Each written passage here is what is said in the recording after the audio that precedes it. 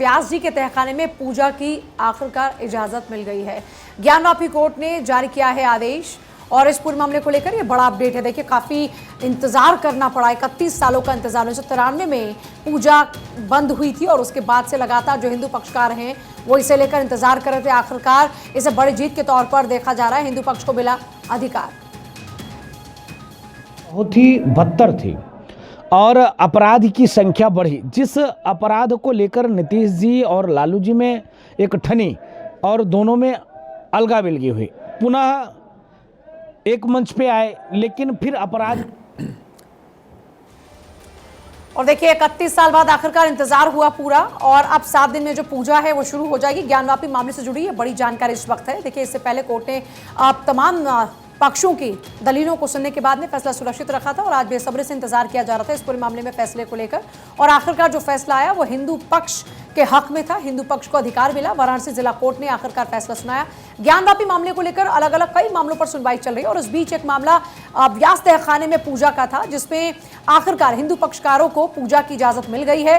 तहखाने में पूजा की इजाजत मिल गई है। व्यास जी के तहखाने में पूजा का अधिकार आखिरकार मिला है। 1993 में पूजा का अधिकार बंद कर दिया गया था, तब तक लगातार पूजा हो पा रही थी। उसके बाद 1993 में अब यहाँ पर पूजा बंद हुई, उसके बाद से इंतजार लगातार जारी था। अब 31 साल बाद वो इंतजार पूरा हुआ और अब 7 दिनों बाद आखिरकार इसमें पूजा एक और बड़ी बात यह है कि 7 दिन के अंदर व्यवस्था करनी होगी और उसमें पुजारी को ही सिर्फ नियमित पूजा अर्चना की इजाजत है।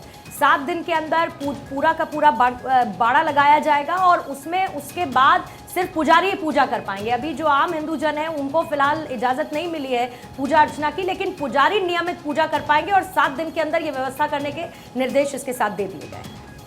देखिए, बिल्कुल, और एएसआई यहाँ पे साफ सफाई और पूरे इंतजाम की जिम्मेदारी को संभालेगा। हिंदू पक्ष को आखिरकार अधिकार मिला और जैसा क्लियर किया अभी पूर्णिमा ने कि सिर्फ पुजारी अंदर पूजा कर पाएंगे, बाकी आम जन को अंदर जाने की इजाजत, पूजा करने की इजाजत नहीं होगी। यह बहुत ही समझिए कि देश के लिए खुशी का दिन है आज, क्योंकि मुगलों का, आक्रांताओं का, आतंकवादियों का हमारे देश में कभी सम्मान न था, न है, न कभी रहेगा और उनका समर्थन हमारा देश कभी नहीं करता है। जब तथ्यों के आधार पर ये साबित हो गया है तो ये बहुत खुशी की बात है। और राम जी का जो है तो इधर तो राम राज्य आ ही गया है। बाबा विश्वनाथ भी खुश हो गए, क्योंकि बिना शिव का राम राज्य कैसे होगा। तो शंकर भगवान के यहाँ भी पूजन अर्चन का अधिकार प्राप्त हो गया है। अयोध्या से मैं जगत गुरु परमहंस आचार्य में बहुत खुश हूँ। और एहतेशाम मेरे साथ जुड़ रहे हैं इस वक्त। एहतेशाम, इस फैसले के बाद में इस वक्त क्या तस्वीरें सामने आ रही हैं?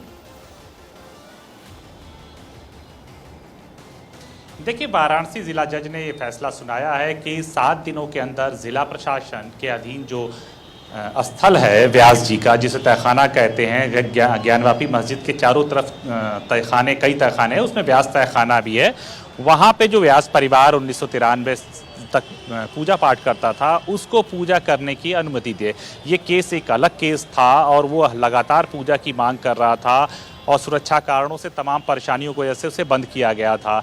अब जिला प्रशासन को ये फैसला लेना है कि वो पूजा पाठ कैसे शुरू करे, क्योंकि पूजा पाठ शुरू कराने से पहले काफ़ी मोटी बैरिकेडिंग है, जो लोहे की जाली ग्रिल लगाई गई है जहाँ पे सुरक्षा कर्मियों का पहरा रहता है। और व्यास जी का जो तहखाना है वो काफ़ी अंडरग्राउंड है, उसमें सबको जाने की इजाज़त नहीं है, काफ़ी झुक के सीढ़ियों से अंदर जाया जाता है। तो उसमें जो कोर्ट ने ये भी कहा है कि उसमें पुजारी ही जा सकते हैं। तो ऐसे में जिला प्रशासन किस तरह का वहाँ इंतज़ाम करेगा, एक तो सवालिया ये निशान उठता है। दूसरी तरफ जो मुस्लिम पक्ष है वो इसके खिलाफ उच्च अदालत में हाई कोर्ट भी जाएगा, तो वहाँ का क्या निर्णय होता है वो भी जिला प्रशासन देखेगा। तीसरी बात ये, जो शिवलिंग की बात की जाए, जो वजू खाना है उसकी सुनवाई अलग सुप्रीम कोर्ट में चल रही है, तो कई सुनवाइयों से घिरा हुआ है। अब सबसे बड़ी चीज़, चैलेंजिंग जो पॉइंट है वो जिला प्रशासन के पास है, क्योंकि जो वहाँ की भौगोलिक स्थिति है वो थोड़ी सी जटिल है, क्योंकि चारों तरफ से सुरक्षा व्यवस्था इतनी ज्यादा है। क्या विश्वनाथ कॉरिडोर रास्ते, जो पुराना रास्ता था वही रास्ता होगा और तहखाने में उतरने या मस्जिद के रास्ते जाना होगा? उतर सकते हैं, एक लोगों को उतरना पड़ता है। ऐसे में जिला प्रशासन क्या प्लानिंग करता है, जो कोर्ट की गाइडलाइन है उसके हिसाब से वो किस तरह से वहाँ की बैरिकेडिंग हटवाता है और उसके बाद जो पुजारी जी हैं उनको किस तरह से अंदर प्रवेश कराता है। एहतेशाम, आप सुन पा रहे हैं हमें? पूजा पाठ का ये कार्यक्रम निर्धारित करता है, तो अब सब कुछ जिला प्रशासन को करना है। जी हाँ एहतेशाम, इसका एंट्रेंस कहाँ से है? तहखाने तक पहुंचने के लिए कहाँ से जाना होगा? कॉरिडोर से या मस्जिद रास्ते ही जो रास्ता है उसी रास्ते? और अगर ऐसा होगा तो जो शुक्रवार को जुमे की नमाज होगी उस दिन भी क्या पुजारी जाएंगे? कुछ स्पेसिफिक आदेश में जिक्र है क्या?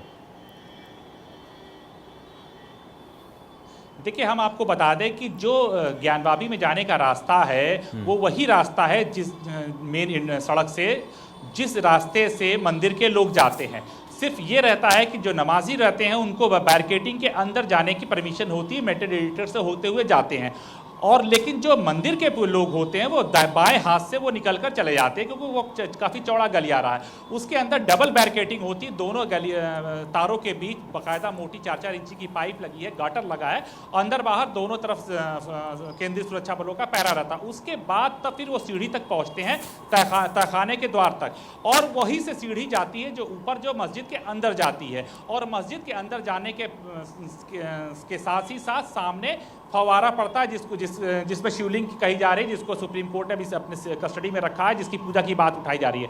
मस्जिद की जो ऊंचाई है, ऊंचाई के चारों तरफ जो तहखाने हैं उसी को तहखाना 1, 2, 3 कहा जाता है। उसी में एक व्यास जी का तहखाना था जिसकी पूजा होती थी। उस वक्त वहाँ की भौगोलिक स्थिति दूसरी थी, पतली पतली गलियाँ थी, वहाँ पे दुकानदार भी बैठ के दुकान भी सामान भी बेचते थे और बगल के रास्ते से अंदर पूजा पाठ होती थी। लेकिन कई बार नमाज पढ़ने को लेकर और पूजा पाठ को लेकर वहां पे लाइन ऑर्डर की स्थिति खराब हुई। उसके बाद मौजूदा सरकार ने इसको बंद किया, लेकिन अभी भी वहां पे 5 वक्त की नमाज होती है। लेकिन एहतिशाम ये बताइए कि हिंदू पक्ष ये दलील क्यों दे रहा था जिस दौरान सुनवाई हुई, सुनवाई के दौरान दोनों पक्षों की तरफ से जो दलीलें, एहतिशाम रास्तों से होकर जाना पड़ेगा। ऐसे में जिला जज ने इस बात को जरूर ध्यान में रखा होगा, क्योंकि रास्ता बहुत सकरा है और वहां पे पब्लिक इकट्ठा नहीं पहुंच सकती, ज्यादा भीड़ नहीं जा सकती है। इसीलिए उन्होंने इस बात को सोचा होगा कि जो पुजारी हैं उनको जब पूजा पाठ करने की इजाजत दी जाए। तो हो सकता है जिला प्रशासन ये रास्ता निकाल ले कि जहां से नमाजी जाते हैं वहीं सुरक्षा व्यवस्था के साथ पुजारी जी को भी अंदर प्रवेश किया जाए, क्योंकि अंदर अंधेरा है और अंदर उनको बाकायदा लाइट का भी इंतजाम करना पड़ेगा और रोशनी का, उसकी साफ सफाई भी बहुत काफी दिनों से बंद है, उसकी भी करानी पड़ेगी, तब वहां पूजा पाठ कर सके। अगर हम पूजा पाठ की उस स्थल को देखा जाए तो वो जो जिसपे नमाज होती है उसके जो हाइट है उसके नीचे तहखाना, यानी जो सीढ़ियों से हम चढ़ के मस्जिद में प्रवेश करते हैं उसके नीचे है और बाकायदा उसको उतर कर जाना पड़ता है। तो मस्जिद की ऊंचाई काफी हाइट पे है और तहखाने में उतरने से पहले हमें अपने सर को भी झुकाना पड़ता है। तो वो बहुत ही कम जगह है, वहां पे बहुत ज्यादा भीड़ नहीं हो सकती। वहां बहुत एहतिशाम लौटते हो आपके पास। देखिए, मुस्लिम पक्ष अब तैयारी कर चुका है कि जो फैसला आया है कोर्ट जाएगा, इलाहाबाद हाई कोर्ट में फैसले को चुनौती मुस्लिम पक्ष की तरफ से दी जाएगी, क्योंकि मुस्लिम पक्ष लगातार इसको लेकर प्लेसेस ऑफ वर्शिप एक्ट 1991 का हवाला दे रहा था। लेकिन हिंदू पक्ष ये कह रहा था कि किसी भी वक्त जो इंतजामिया कमेटी है ये जमीन वक्फ बोर्ड की नहीं है और इस पर वो कब्जा कर सकती है। ये दलील हिंदू पक्ष की तरफ से दी जा रही थी, लेकिन जिला कोर्ट के फैसले को चुनौती देते हुए इलाहाबाद हाईकोर्ट जाने की तैयारी मुस्लिम पक्ष कर चुका है। और एहतिशाम, अगर इस वक्त आप मुझे सुन पा रहे हो, एहतिशाम के पास लौटेंगे। बड़ा फैसला, जिला कोर्ट के फैसले को चुनौती देते हुए इलाहाबाद हाईकोर्ट जाने की तैयारी में इस वक्त मुस्लिम पक्ष है। फैसला यही आया है कि पूजा की इजाजत मिल चुकी है, 7 दिन के अंदर व्यवस्था करके देनी होगी और उसके बाद ट्रस्ट जिसको पुजारी को जिम्मेदारी देगा वही पुजारी उसमें नियमित पूजा पाठ कर पाएंगे। व्यास तहखाने। As far as the Babri Masjid issue is concerned, it was altogether a different issue as compared to the Kashi Vishnath and Gyanvapi Masjid case. So we think that we all have to follow the path of the judicial process, and we will fight this case only and only in the honorable courts. And as far as our point of view is concerned, we are of the view that this masjid was built 100 years back, so we have full right to offer namaz there. एक बार फिर से आपको बड़ी खबर बताते हुए, फैसले के खिलाफ कोर्ट जाने की तैयारी में मुस्लिम पक्ष। इलाहाबाद हाई कोर्ट में फैसले को चुनौती दी जाएगी। दूसरी तरफ सुप्रीम कोर्ट में वजू खाना का यह मामला पहले से ही, जिसको लेकर हिंदू पक्ष अपनी दलीलें देने के लिए तैयार है, लेकिन इस मामले में व्यास तहखाने में नियमित पूजा अर्चना के लिए हिंदू पक्ष की तरफ से कोर्ट में गुहार लगाई गई थी। जिला कोर्ट की तरफ से फैसला उनके फेवर में दिया गया था। अब इसी फैसले के खिलाफ कोर्ट जाने के लिए मुस्लिम पक्ष तैयार हो चुका है। हरेंद्र शुक्ला हमारे संवाददाता इस पर और ज्यादा जानकारी के साथ जुड़ चुके हैं। हरेंद्र, जरा ये समझाइए कि ये दलील हिंदू पक्ष की तरफ से क्यों दी जा रही थी कि इस पर मुस्लिम पक्ष कब्जा कर सकता है, जो इंतजामिया कमेटी है वो इस पर कब्जा कर सकती है। क्या ये पूरा मामला मालिकाना हक के इर्द गिर्द भी घूम रहा था, जिसकी वजह से दलीलें दी गई? और देखिए हमारे साथ हिंदू पक्ष के अधिवक्ता सुभाष चंद्र चतुर्वेदी जी हैं। ये बताएंगे कि मुस्लिम पक्ष जो है वो हाईकोर्ट जाने की तैयारी में क्या है। इस फैसले के आदेश के बाद मुस्लिम पक्ष भले हाईकोर्ट जाए, उसका अधिकार है, वो कहीं जा सकता है, हायर कोर्ट में जा सकता है। और हम लोगों का भी कैवियट दाखिल करने का ये है कि तत्काल जो है कल जो हम लोग दाखिल कर दें और ये सुनवाई में उनका अधिकार है, वो जा सकते हैं।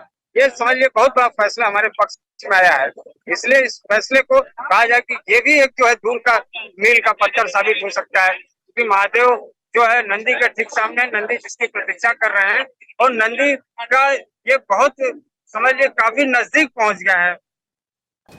तो देखिए इसी बीच ये बड़ी जानकारी मिल रही है, मुस्लिम पक्ष कोर्ट का दरवाजा खटखटाएगा। और पहले भी ये बात निकलकर सामने आई थी कि ये वाराणसी कोर्ट की तरफ से जो फैसला दिया गया है वो हिंदू पक्ष में है। इसके बाद मुस्लिम पक्ष का रुख कोर्ट की तरफ जरूर होगा और इलाहाबाद हाईकोर्ट में फैसले के खिलाफ याचिका दाखिल करेगा मुस्लिम पक्ष। जिला कोर्ट के फैसले को चुनौती देती हुई ये याचिका अब इलाहाबाद हाईकोर्ट पहुंचेगी। फैसले के खिलाफ कोर्ट जाएगा मुस्लिम पक्ष, इलाहाबाद हाईकोर्ट के फैसले को वहां पर चुनौती दी जाएगी।